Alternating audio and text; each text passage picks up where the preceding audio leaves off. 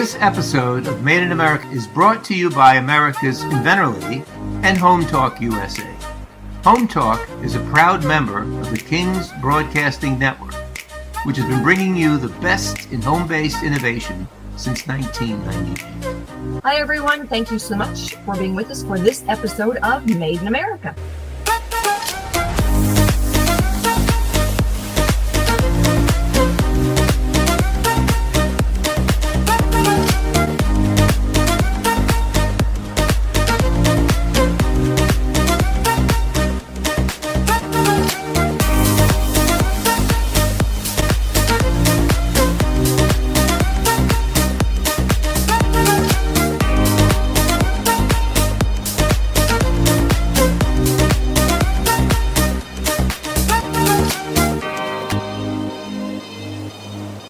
This segment is brought to you by the law offices of R.P. Baraska. RPB law offices have been bringing corporate-level legal expertise to the independent inventor community for more than 20 years.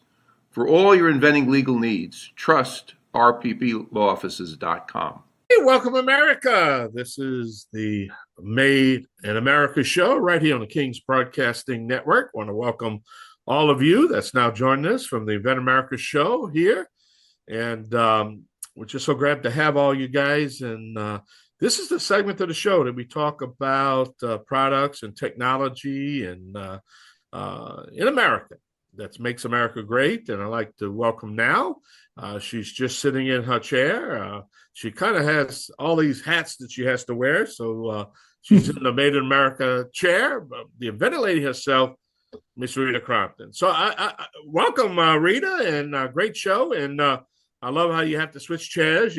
I think it's on a swivel, right? You swivel left, you invent America. You swivel right, you made America, right? But I tell you, we got a great show. It's been a while. Great to have you back. So let's talk about.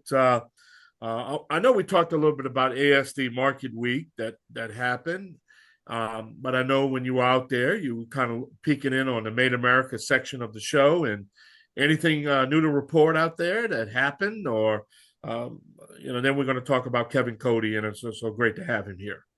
So, yes, I mean, as I walk down, it's like I'm on a mission. I got to get something done. So I'm looking, for, the Freeman or whatever to move things in and out. And I walk by this booth that's got the most beautiful product. And it's like, and then there's Maui on the sign. Something, well, that's kind of cool because I'd been to Hawaii and we just had a guest on the Made in America that was with the lavender farm out there in Maui. And so I figured, all right, I'll stop and say hi. Holy cow, they're Made in America. And they actually are just down the road from the lavender farm that I was at. Wow. And he goes, I know them. And so I've got his information. We're going to get him on one of the Made in America segments.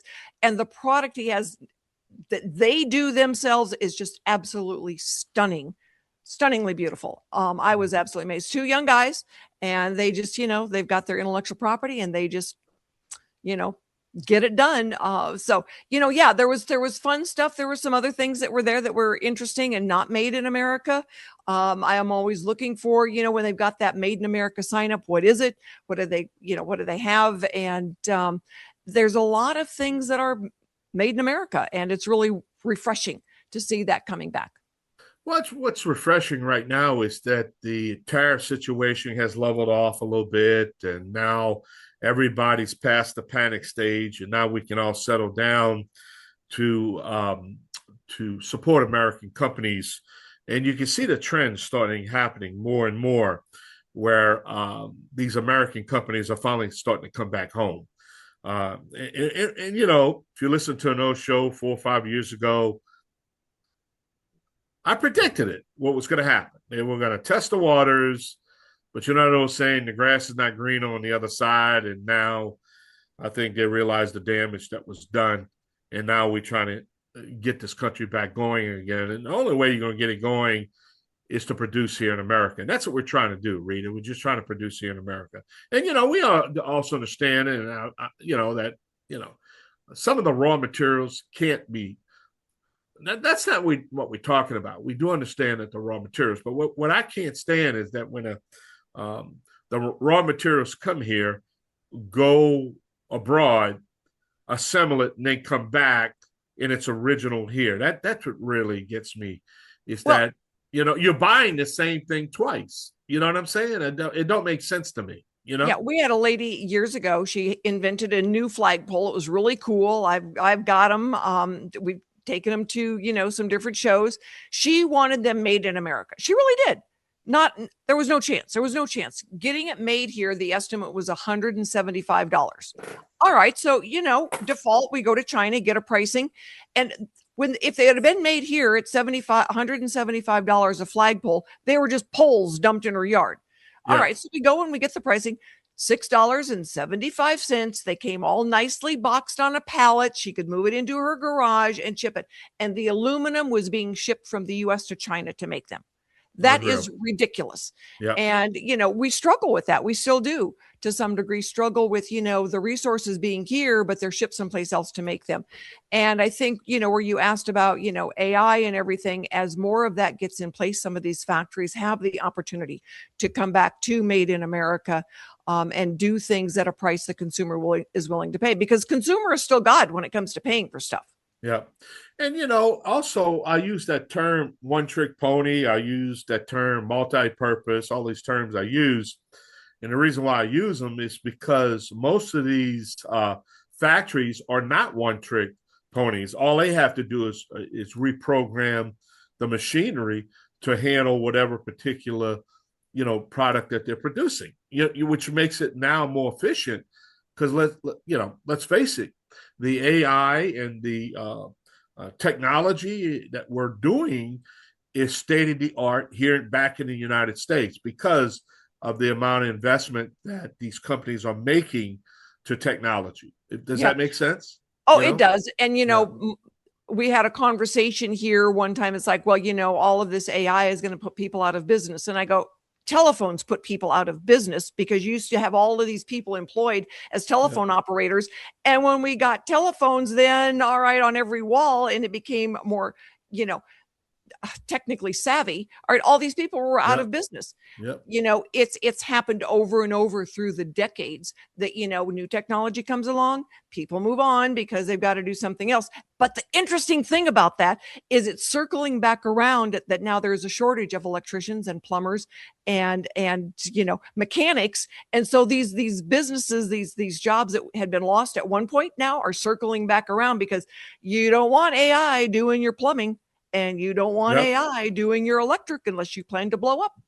Yeah. Mike Rowe was on Fox last night, and he explained what's happening with the American manufacturers. The CEOs recognize that point, that, there's over 400,000 electrician jobs that's going to be up this year alone. 400,000 that needs to be filled in these factories. Good paying jobs, plumbers and welders and pipe fitters. All these are coming back, and and unfortunately the American workforce is going to have to be retrained to take these, and the ones that's willing to get retrained and refocused are gonna make a good living, because at the end of the day, you got these certain things that if you're in a software business, that you're going to be battling. Yeah. But if you're a blue collar guy, jobs are going to be here. You understand? Oh yeah. When I've got to call an electrician or a plumber to come out, I pay them a lot of money to make sure I'm not going to die. And so, you've got to be able to figure out what's important. And those guys that do those jobs, they are valuable. Yeah. And I don't know if you knew, but I have a scholarship program with our local Delgado High School and Delgado University here, local junior college here. I have a scholarship program that I've been doing. It's in my name. I do a fundraiser every year for it. And the biggest mistake I made, not because I'm trying to press anybody that I have a scholarship in my name, but what I'm trying to say is the mistake I made is, I gave out the scholarship, but the thing is, I have to now put some stipulations on the scholarship that I don't want to make sure we give them a degree that they ain't going to get a job on. You understand what I'm saying? It has to be something that they can get a job, because no use to having a degree if you can't get a job. That's right. That's Yeah. right. Things have changed, Yeah. and they always Things have will. changed. That Yeah. is one of the reasons why inventing is important, Made America is important, Yeah. because life changes. And if you don't go along with it, they leave you behind because they're still going to change. Yeah. Well, let's talk about Kevin. I'm excited to have him on. Let's just give him a couple 30 seconds, and then we're going to get him on right after the break. So, what Kevin's been doing, and what can we expect from him? Well, Kevin's got a history working in products, and but the cool thing now is a lot of the products that he represents, that he sells, are made in America, and hence the reason why he's on Made in America. But he's had the knocks and learned the lessons, and watched a lot of things move to China back in the decades, and said nope, we're gonna bring this home and stuff. So he's going to tell his story about FLI Products. All right, we're going to take a short break. We're going to be right back. You're listening to the Made in America show right here on the King's Broadcasting Network. I am your co-host, the Cajun contractor Michael King, along with the inventor lady herself, Rita Crompton. We're going to be back with our guest, Mr. Kevin Cody. Stay tuned. Y'all come back now. You hear? Yeah. This segment is brought to you by SearchQuest Patent Search. SearchQuest provides for a comprehensive patent search that searches the entire world and not just the U.S. Patent Office. Make sure that before you spend those big bucks having a patent written, you've done your due diligence by getting a comprehensive patent search. Use SearchQuestPatents.com for all your patent search needs.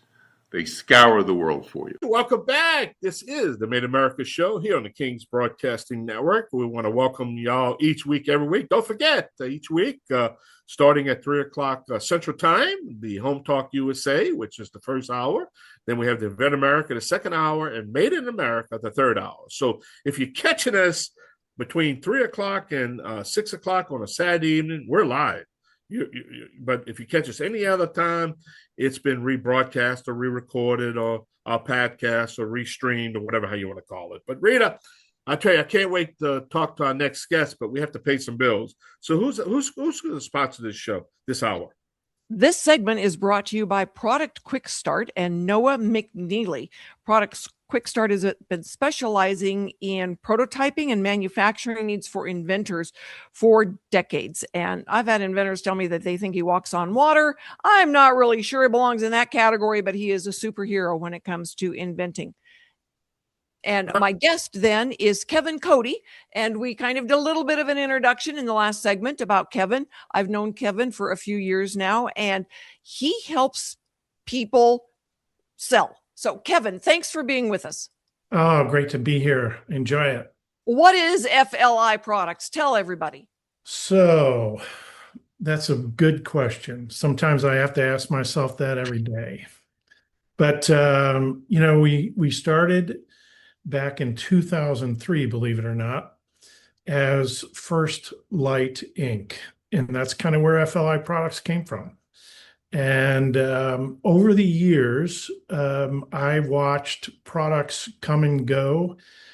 We sold products in a couple different ways for manufacturers through retailers and e-commerce sites.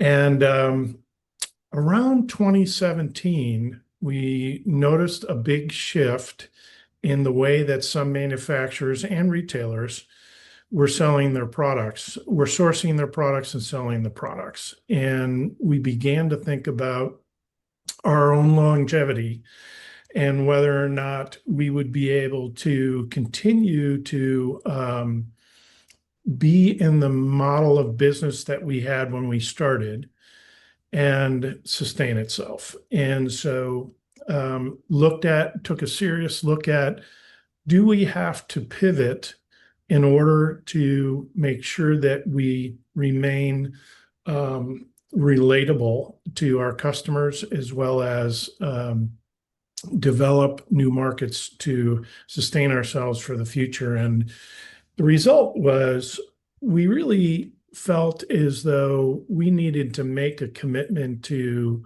Made in America. And many of the products that we had been selling, we had relationships with our retailers to be able to sell them in there, but we just felt like, boy, there's got to be a better way to relate to customers and users in the future, potentially developing made in American products. And so we just started on that journey, and slowly but surely over the last 8, 9 years, we have migrated from largely made in China to 80% made in America. And we're excited about the things that are going to come in the future and how we're going to get there. And it's going to require another pivot or two, but we are confident that there's an awful lot of opportunity there too. So that's what FLI Products is all about, really. Well, and when you talk about pivoting, everybody's got to pivot from time to time. Yep. Things change, technology changes, economy changes, people's desires and needs change. And so if you're not changing along with it, you get left behind. Yeah, in a lot of ways, it's like rebranding. Every brand that's been sustainable has had to come to a point at some point in their history to say, what do we have to do different? How are we going to continue relating to customers as generations change? And that's kind of how we felt. So what are some of the products that you've got? And where do people go to, they're on your website, but tell us, some of the products that you've got, and then I'll ask you some more questions about, kind of where they are. Sure. Believe it or not, many of the products that we sell today, we obviously sell on FLIProducts.com, www.FLIProducts.com. But quite frankly, the majority of the sales that we have come from typical e-commerce sites or within the retailers. And the FLI Products website is there primarily for informational purposes and for trust factor more than anything else. And then obviously people are shopping in Walmart, they're shopping on Amazon, they're shopping on Wayfair, everywhere else. And so we need to be in those customers in a variety of ways, whether it's e-commerce or in the stores. So, one of the products that we have just started to sell actually with a manufacturer that I've had a long-standing relationship with, and a team of people that I have known in the industry for a while, developed a product called a Stake It. And you would think this is really, how could somebody not have developed this product until now? How many people, have a garden and use trellises and or some other staking device to grow their plants up, right? And this product has taken off like you can't believe. And it was a matter of developing the right content to create the solution for the problem, which is mounting a trellis. It's a fairly simple thing to do. You could either dig it into the ground and replace it next year because it rots, or you could use a Stake It and mount it above the ground and use it year after year after year. No kidding. Holy cow. That's amazing. Because you know what? I've got several trellises because I've got huge gardens. We live in, Tennessee, so everything grows. And so I want to know more about the products and how you help inventors when we come back from this break. And anybody out there, if you've got a product that you are particularly looking for, go to FLIProducts.com and see if it's there. Buy made in American products. So stick with us. We will be right back after we go pay some bills. If you're an inventor or an inventor out there who would just like to be able to have a conversation with other inventors, join the Inventors Roundtable. It's free. The meetings are virtual, so you can be anywhere in America and talk to another inventor. And for a lot of folks out there, understanding the process, being able to ask questions, getting good service provider information is critical to the inventing process. So, got questions? Want to join? It's free. InventorsRoundtable.org. And thank you so much for being with us for this segment of Made in America, where we love to specialize in products that are made in America. And this segment is brought to you by TrueView. It is the only accurate 3D real-time imaging for a blind spot when you are driving. And it is easy to install, easy to use, and you can get yours at cargocatch.com. So my guest right now is Kevin Cody with FLI Products. And Kevin, how do you work with inventors? Because a lot of the products you've got there, they were done by inventors, and they want some help getting their product out there into the marketplace.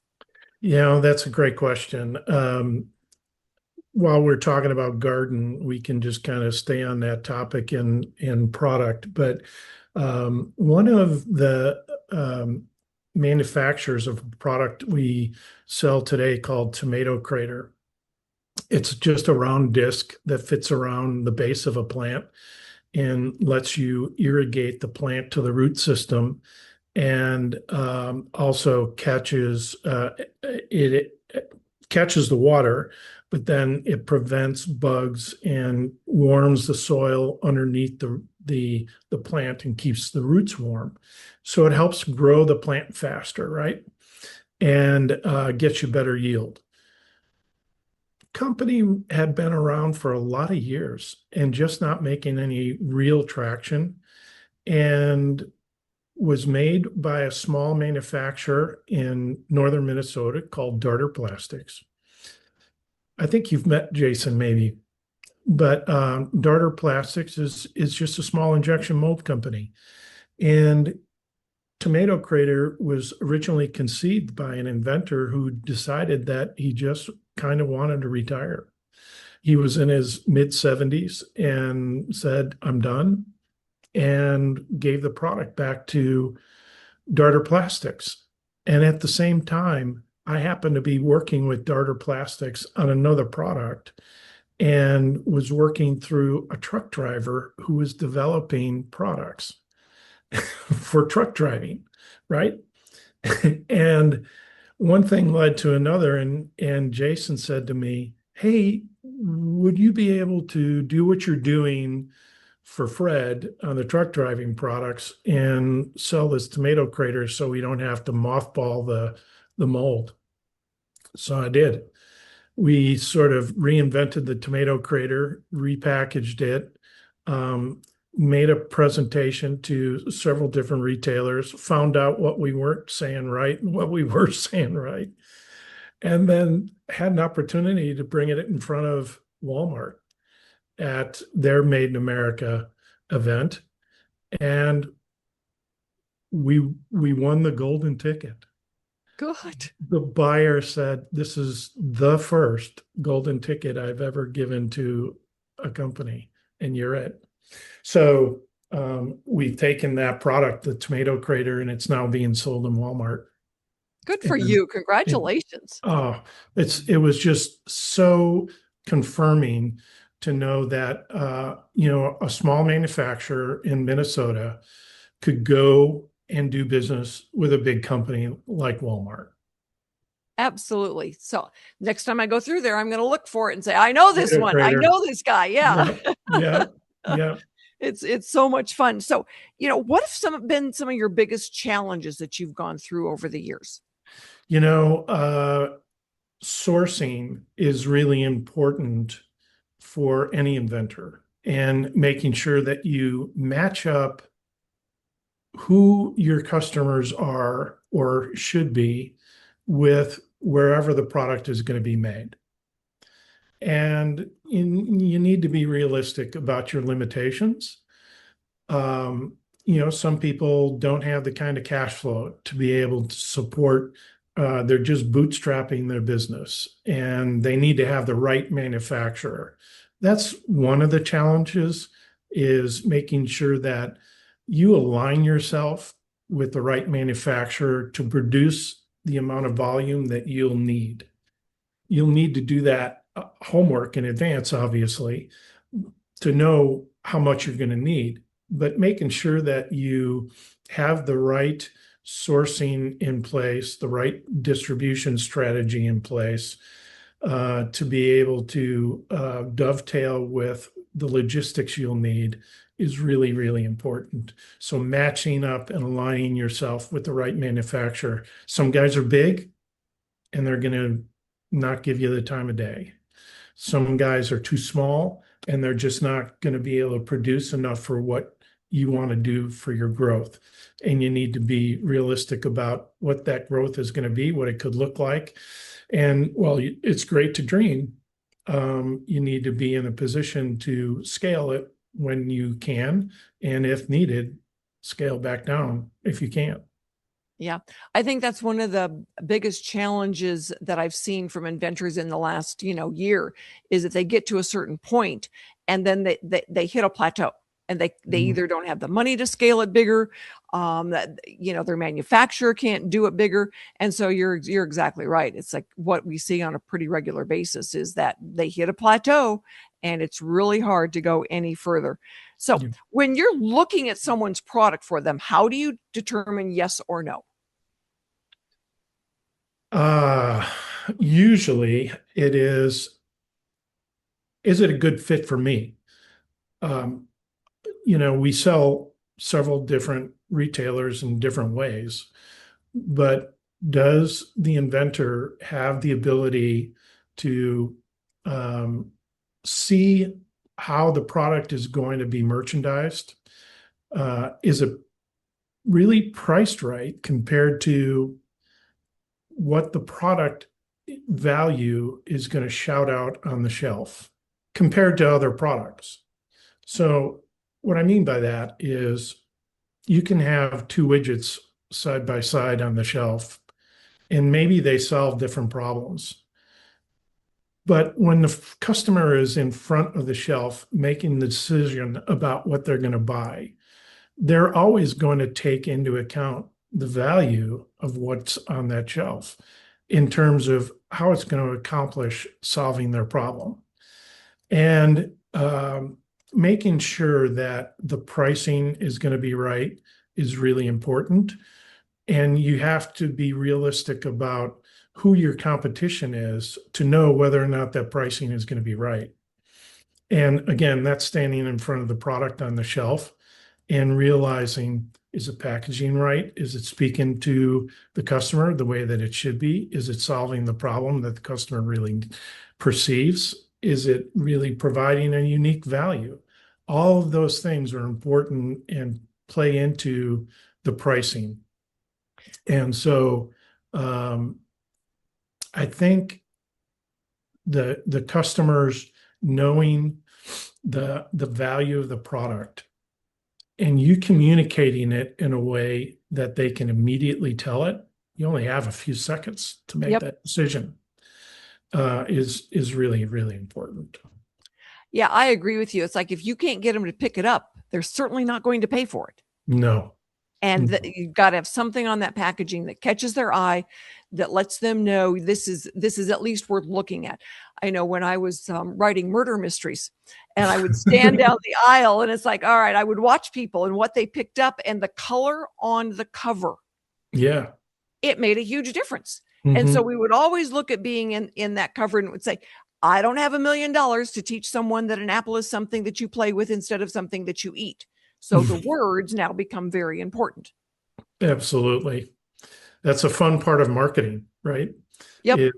Is knowing who your customer is, how they think. And, AI, you guys were talking about that in earlier segments. AI is such a big help with that.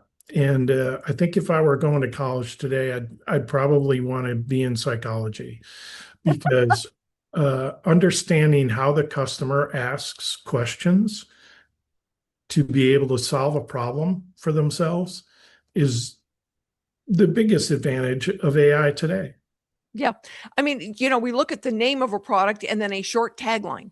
So sometimes you need more in the name than just a few words, but you need the tagline. So we're going to talk a little bit more about some of the things that you help inventors learn after we come back from this short break. So everybody stick with us. We're going to have Cody back with us for the next segment. And if you know anybody out there that is looking for a product, FLIproducts.com. should be their first shopping spot. Stick with us. We'll be right back after we go and pay some bills. Introducing the amazing new Snoozle. It sprays faster, lasts longer. Ask for Snoozle by name. Thank you so much for being with us for this segment of Made in America. So my guest for this segment is Kevin Cody. Kevin, thank you so much for being with us. And you asked me on the break if I'd heard about a particular product made in America. And I said, no, let's open with that. So you go for it. Tell us all about it. Oh my gosh, Mito Grow. And the owner of the company came to me, and I'm not quite sure exactly how they found me, but I think it was through LinkedIn. But Mito Grow is a biostimulant for plants. It's kind of like plant food, but it actually says that it's a comprehensive plant empowerment. I like that. We've all been to Home Depot, Lowe's, and every other garden store, right, that has half dead plants on the clearance shelf, right? And Bonnie Plants and all these other companies that deliver to these retailers have the challenge of getting the plants onto the retailer's shelves, and whether the retailer actually waters them is a whole nother question. Takes care of them while they're attempting to be sold is another question. But Chad developed this product called Mito Grow that is actually designed to bring products back to life, bring plants back to life. And so if you're like me and you're not really a green thumb, but you like to grow plants, Mito Grow is a really cool product to use. And you can buy stuff at 50 off at Home Depot or Lowe's and bring it back to life and plant it. Or your own lasts longer because you're actually feeding it better. I thought my father was the only one that had the green thumb in the family, but I'm going to, let him know I can do it too. And I'm going to get me some of that and not tell him where it's from. Yeah, and it's made right here. It's made right here. That's wonderful. Yeah, that's wonderful. All right. Well, I'm going to go to FLIproducts.com and get some of my own, and or I could just drive over and get some at your house, right? Yeah, absolutely.